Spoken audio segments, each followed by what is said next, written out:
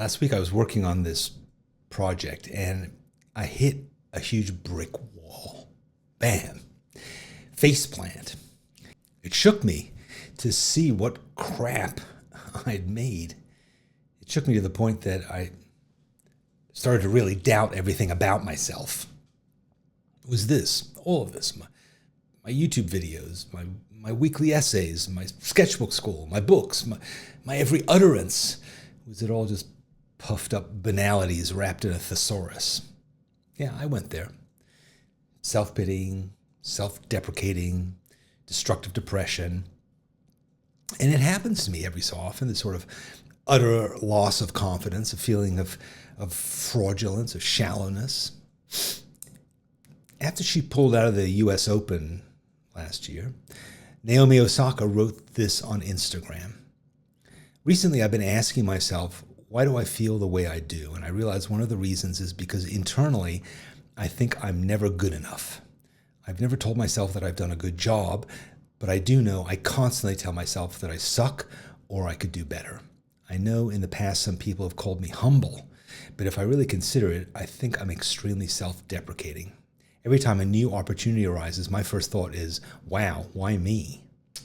That's Naomi, highest paid athlete on the planet, Osaka. She hits that same wall. She hits it even harder than I do. So as an athlete or a creative person, professional or not, you are your own boss. So what kind of boss are you? A lot of us are pretty bad.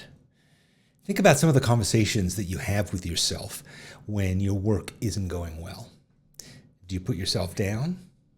Do you dismiss your accomplishments? Do you fail to give yourself guidance? Do you lie to yourself? Now, imagine that voice was coming out of your boss. You'd quit on the spot. Think about how much of your time you waste with criticism and poor motivation.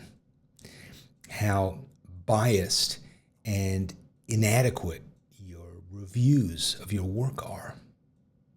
How little you do to set clear goals and paths to success for yourself. If a company had a manager who behaved like that, they'd probably be sacked.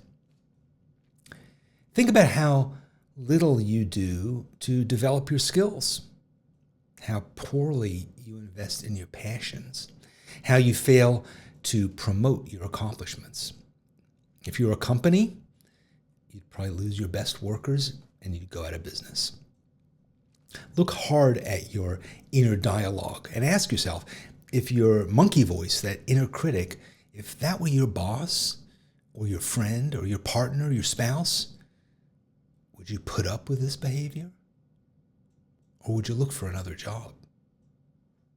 The idea for this video started with one of the essays that I write every week. I write them just to send out to people who subscribe, and they're free.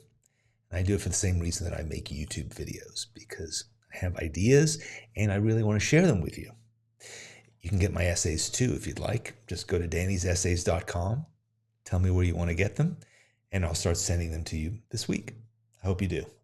Thanks for listening.